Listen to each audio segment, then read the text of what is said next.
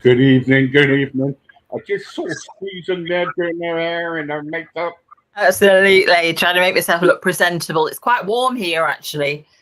Yeah, So yeah, it's again. it's So yeah, sweating, isn't it? It's really hot. yeah. Anyway, nice to see you again, Susan. And you too. Yes, um, we want to talk about today really. Is it a day? Is it a day week for you? Tell me more about it. About what? Sorry. Tell me about the title, what we want to talk about today. What you suggested we talk about is a 4-day week. 4 days, So you yeah, working a 4-day week, and I think a lot of people now are. I think especially since lockdown, especially since COVID, I think a lot of people now are rethinking the way that they work. yeah, So that driving into the office every 5 days a week, having a long commute, working set hours, having a break, whatever, whether they accomplish something or not, is becoming increasingly unattractive for a lot of people, especially young people. And so I think middle of last year, there was legislation brought in where employees are allowed to request a more flexible approach to their working days, to the working week. And so, the employers don't necessarily have to grant that request, but we are allowed to ask for it now. And I think something like 6% of full-time workers now in the UK are actually working a 4-day week. So it does, there are certain specific areas that are more conducive to that. So, office-based work, charity-based work, a lot of those office-based jobs are more flexible and can allow that work to be done in that set period of time. But there are certain industries that it won't stack up, like hospitality or yeah. hospitals or whatever. There are certain call centers. You're going to need to have people there at supermarkets. You're going to need to have people there and know that your shifts are covered. But Yeah. at the end of the day, there might be a certain amount of flexibility, and certainly younger people are saying that by 2030, there is going to be, or looking forward to, a more relaxed approach to the working week. And, it could well work. People want more time to do what they want to do and have more quality time. And so a 3-day weekend is becoming a lot more of a popular option for many people. Do you think working from home, because a lot of people now work from home quite a bit, do you think it works? I think working from home some days can be useful, but I do think like with a lot of things, there are pros and cons.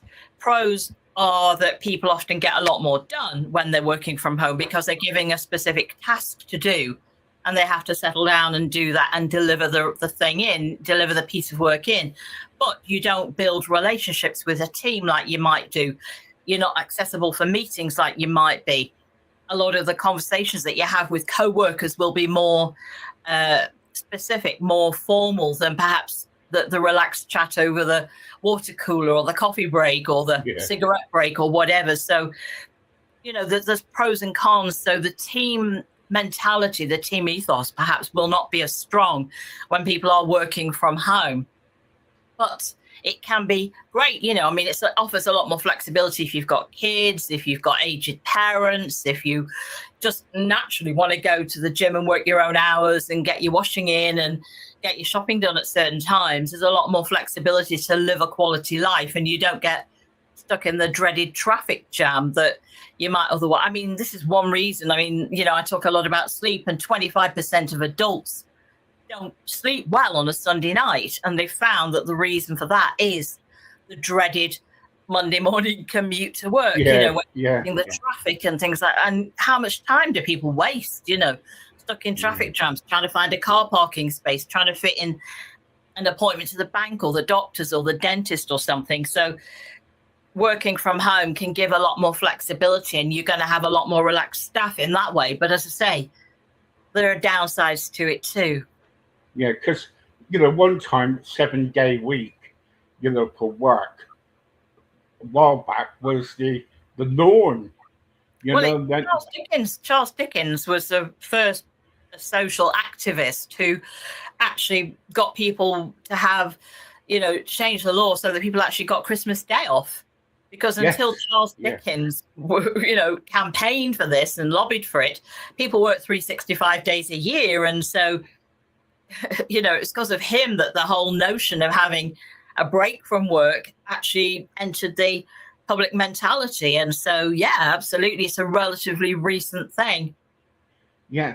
And the trouble is, and now because of like it's more easier to work from home, or the children's at school and everything. But the time when the children comes back, you're thinking, all right, okay, let's get the work done before the children gets back, or they have to move into another room, Yeah. work, Yeah. work. But the trouble is, then where's the family time? And another thing that I didn't mention is security. If you're using your own tech at home, it's not necessarily going to be a secure network to work from. Ah, So right, yes, of course.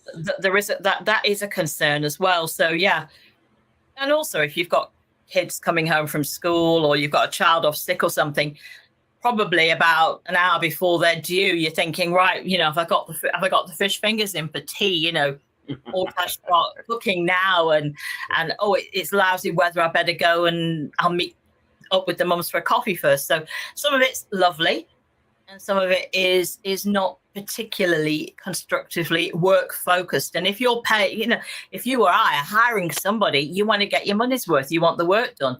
And so I know years ago when I worked for a corporate company, there were people who typically wandered around with a file under their arm and looked busy all day.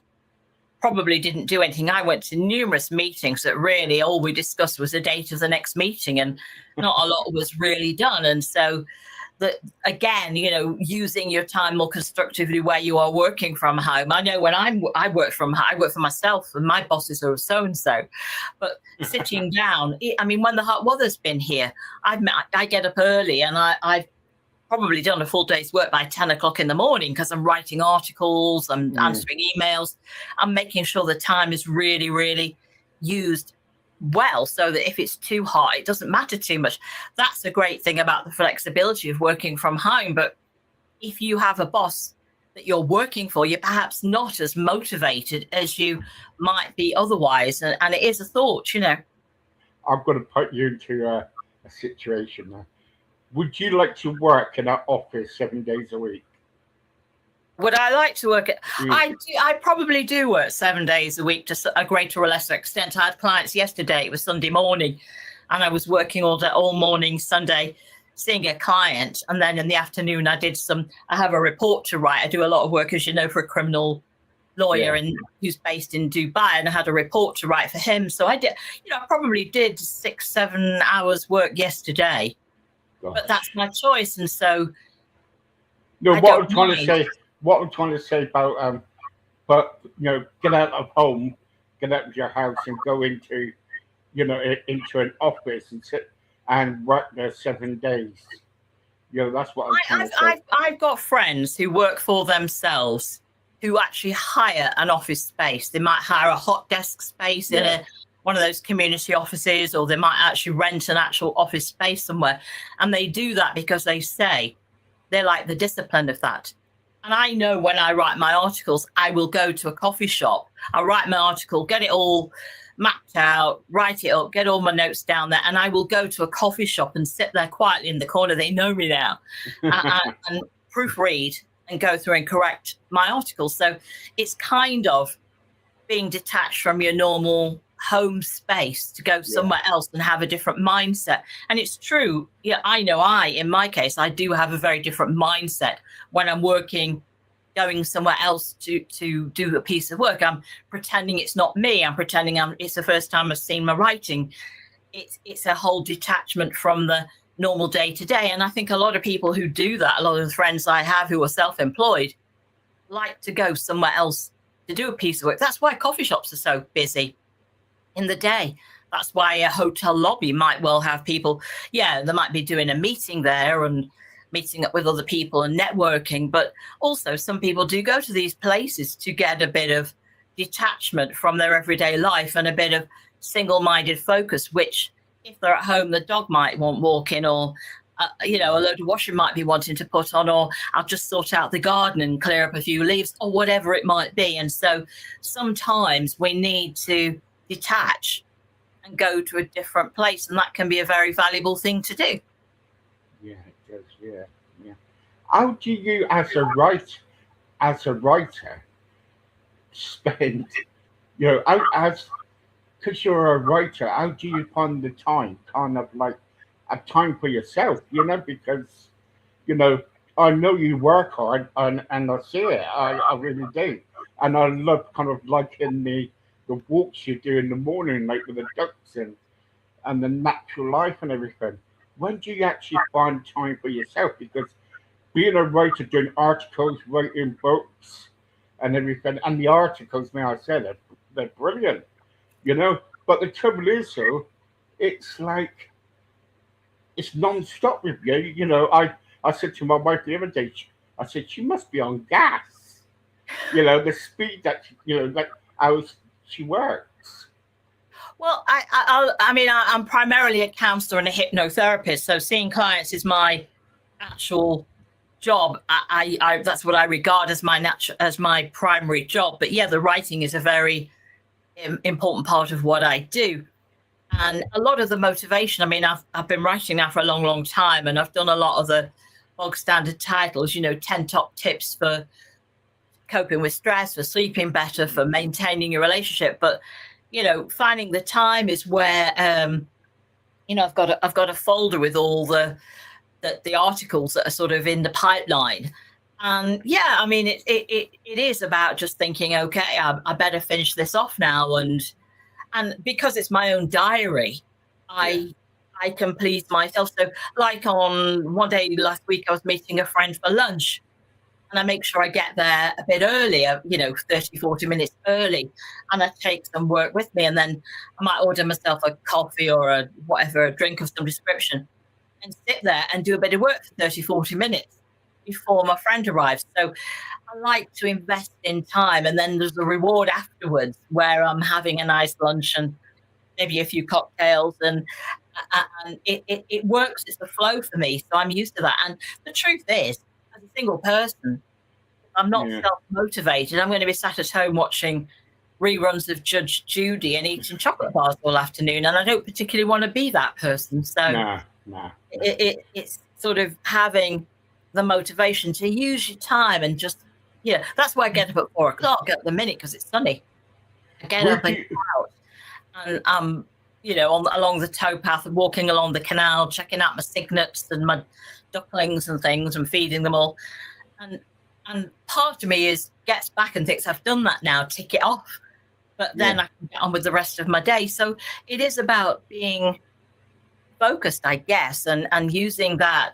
And the only person who you cheat is yourself, and the only person you can motivate is yourself. So it is about setting out that habit that actually takes a little while to embed itself, but 4, 5, 6 weeks in, and it has become a habit.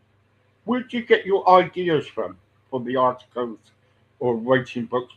Is it experience that you've been through? I initially wrote, as I said a minute ago, I went through everything I could think of as 5 top tips, 10 top tips, are you, do you, all those sorts of things, would you, the best way to be a good neighbor, whatever, all those sorts of things.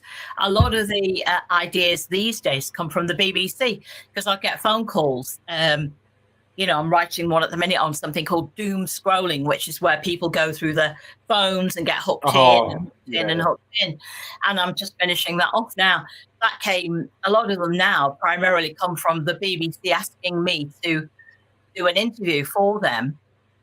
And then I always do bullet points, like I've done today. I'll do bullet points, and then, because I've got the sort of pointers, I've almost got the format of an article, and then I just write it up 700-800 words, and there you go. I've got something. So they're not. I've done all the top tips for sleeping and lying in and reviving your relationship and resolutions and starting again. I've done an awful lot of that, and you can't keep regurgitating the same content. But it is about doing something that is maybe topical. I mean, not everything I write is groundbreaking, and I'm not after a Pulitzer Prize, but at the same time, it's just putting stuff out there that maybe gets people thinking. One I did was, would you date somebody who's living with their ex? Oh, yeah, yeah. And it's provocative, and some exes, have to stay together because they can't afford to part, or they've got children who they don't want to mess about. But if they're trying to start a new relationship, how does that work? So there's things that don't apply to everybody, but will apply to some people and may get people thinking. Yeah, yeah. In a 4-day week, what's it like for, in your household? Right, because you must be really, really busy. I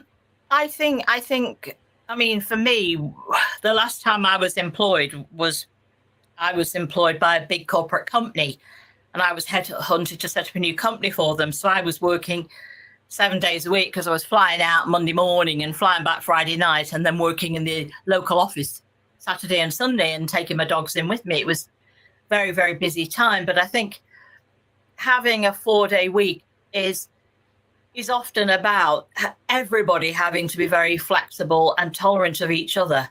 So if you're working a 4-day week, you've got to have good communications where any overlap communicates with each other, where people don't get too anal about holding on to their own things, but they do share data, they do share information, they do share updates, they keep good notes so that somebody else comes along and can see at a glance, whether it is the old-fashioned Post-it pad stuck on the front saying, I'm up to here and I've got in touch with these people and I'm progressing that, so that people following on can pick up straight away and don't have to go right back to square one to research and discover what's actually been actioned. So there does have to be a certain amount of communication. And are people starting at 6 a.m. and finishing at 6? Are they working 12-hour days, or are they coming in at 10 till 4? And what it has to be fluid, but it has to be respectful. Otherwise, it will not work, and people will just say no chance. But it is also an opportunity for other industries, like social industries, like gyms and paddle boards and surfing and whatever, hobby driven and hospitality driven industries, to get more involved in working extra days. That perhaps it will give them a new lease of life, because they will come into their own a bit more when people appear to be available more frequently. If they're 3-day weekend, and whether it's a Monday that they have off or a Friday that they have off, or however they choose to work it for them. So it will give other industries hopefully a bit of an injection, a bit of a lease of life. So already we've got, I was looking here at an article I've already written about people taking holidays, which almost impacts on this, and that already we've got, this is the thing about people being busy. We've got unemployment in the minute in the UK is 4.9%, which means that for the 16s and overs, which means that that's up to April this year, 2026. And so 1.76 million people at the minute are unemployed. I don't know if that means unemployed, unemployable, don't want to be employed, or are actively trying to find work. But that is roughly the same that has been going through for the last few years. So it's not, we sort of think, the youngsters can't get jobs. It just depends what's going on and how flexible they are. Do you think there are jobs out there for the youngsters? I think there are some jobs out there for the youngsters that might not be necessarily what they want. And I think we have to, and I don't know if you know, I've always been a big fan of not necessarily needing a degree to be successful. I think this country needs to focus a lot more on the trades. So we need, you try and find a decent plumber, a decent handyman, a decent electrician, a decent whatever, plasterer or whatever. Yeah. I've been trying since the beginning of the year to get somebody to retile my front porch. To no avail. I managed to get a decorator last week, but 2 other decorators that I knew sort of said yes and didn't even get back to me then. So, a lot of the trade people are very difficult to get, and we don't necessarily need any more graduates in whatever it might be, some obscure thing or even some relevant thing. But, a degree isn't necessarily a sign for automatic success. And I think sometimes there can be a danger that young people think, I've got a degree, I'm here, employ me. And it doesn't work that way. No. And so sometimes people who've done apprenticeships, who've done internships, who've started, learning a trade, those people have a much more realistic expectation of life and are prepared to work hard and are keen and enthusiastic to learn their skills and build their businesses, So it's about respecting that and about, encouraging niches where people are wanted. I know, my gardener, I don't give anybody I know his number because I know I won't be able to get him. He comes every fortnight and I'm thinking, I'm not sharing his number because he's great, and he'll do a bit of fence repair and he'll do a bit of this, that, and the other. And, I'm thinking, I'm going to keep his number close, So there's space for people to find work, but they have to be flexible and they have to be prepared to have a go and get their hands dirty and do what's needed, really. Yeah, in your blog, in your write-up here, it says about USA, where was it to? Sorry.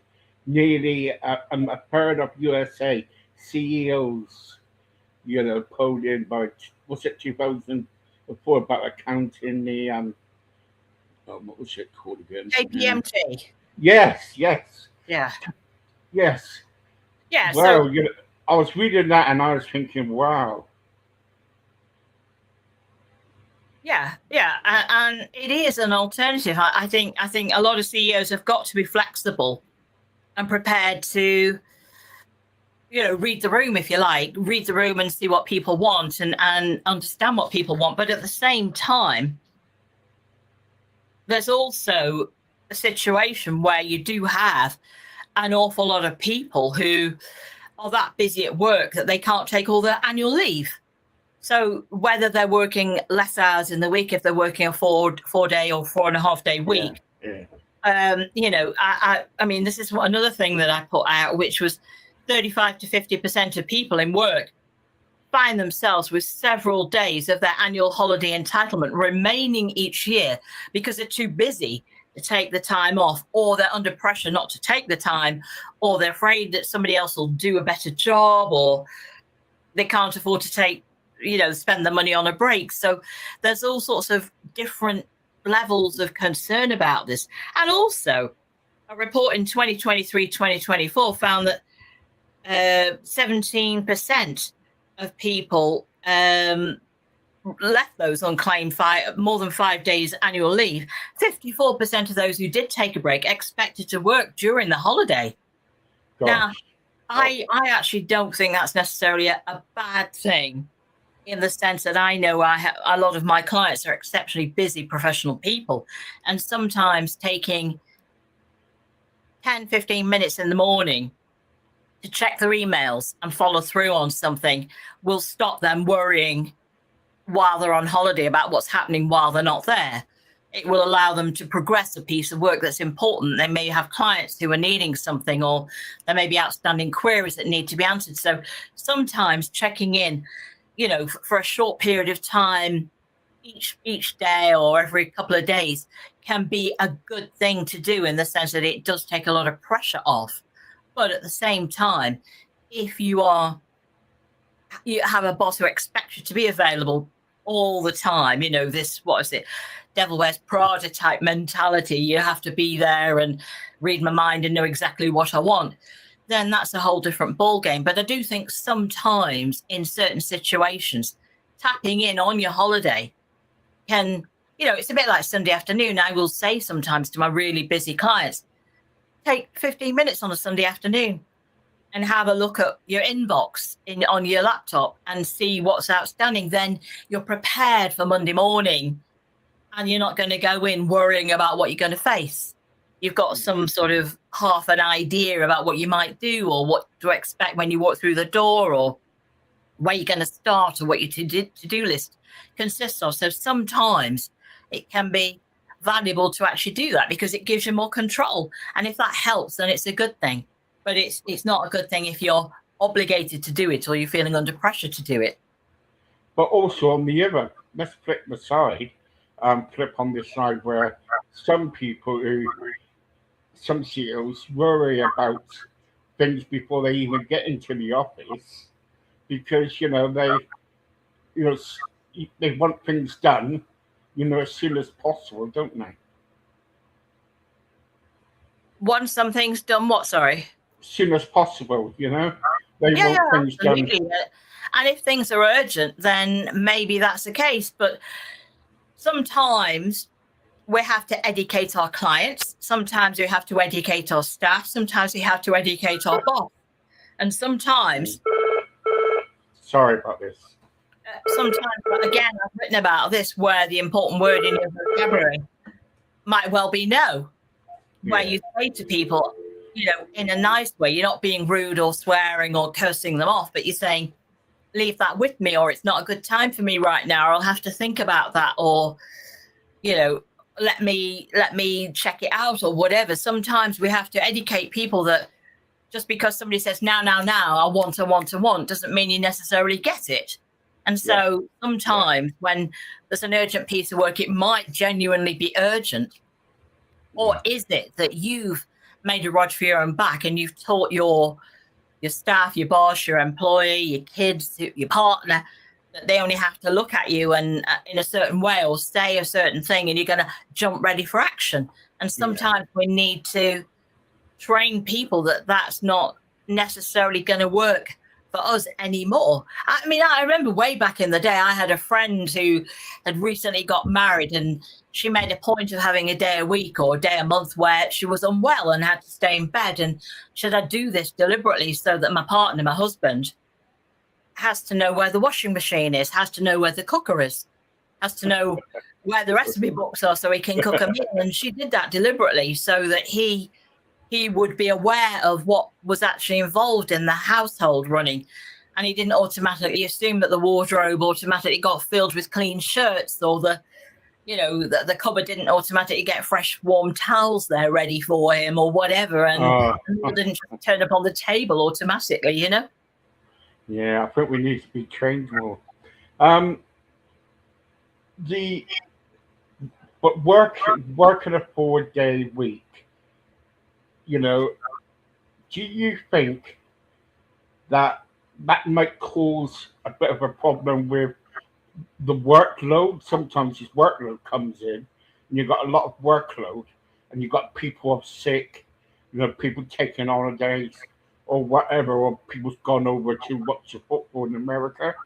You know, it's a pressure. It's a pressure there, isn't it?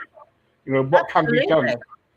And I think, like anything, even working a 5-day week, I think that can apply too, where there has to be discussion. Everybody can't have the Christmas period off. Everybody can't have the summer holidays off. And it has to be a negotiation. And if sometimes there are unexpected sick levels or unexpected crises or whatever it might be, then there has to be some flexibility. And if you have a good staff employee-employer relationship going, you might hopefully be able to negotiate where you can say, look, anybody available to come in next week, anybody available for the early shift, anybody able to stay late or cover for whoever who's not here anymore. And, it has to be a negotiation. If it doesn't work, then it needs reviewing and revising. And so this is where big companies with human resources departments have to get involved, where they, if necessary, tie up these situations with not necessarily contracts, but certainly terms and conditions where people know what's expected of them, and they appreciate that you can't have an office or a shop or a wherever with no, call center with no staff in there. So it has to be that management is a really tougher job than perhaps a lot of people anticipate, where you have to be aware of what's going on out there. Again, reading the room, knowing who's available, who's not available, what the workload's like to be. Are there ups and downs when you're busy and not as busy, and can you work with that flow and adjust accordingly? It has to be a tightly run ship to some extent, where people are flexible, and you hopefully have some people who are prepared to step up and fill the gap. I mean, when I worked at corporate, I was always happy to work Christmas and New Year because I don't have children. Yeah. And I was very aware that people who did have children often wanted that whole period off with their kids, their families. And I was fine about coming in for 2 or 3 days. Actually, it was a quiet time, and so got a lot of work done. But you have to have that flow, and if people aren't necessarily tightly going to be saying, right, I'm not here, I finish work Thursday night, or I don't come back in until Tuesday morning. You have perhaps a certain amount of flexibility where people can be adaptable and give and take, and hopefully appreciate that. Brilliant. Thank you, Susan. Thank you once again. My pleasure. And if you want to listen more, there's lots of videos I've got of Susan, and you can go and have a look and everything. Tell everybody your website. My website is lifestyletherapy.net, lifestyletherapy.net, and I'm adding articles reasonably often, so you can go and have a look and see. And I've got my books are on there, and have a look. Yeah, brilliant. Yeah, very good. Okay, thank you once again, Susan, and thank you. My pleasure. Thank you.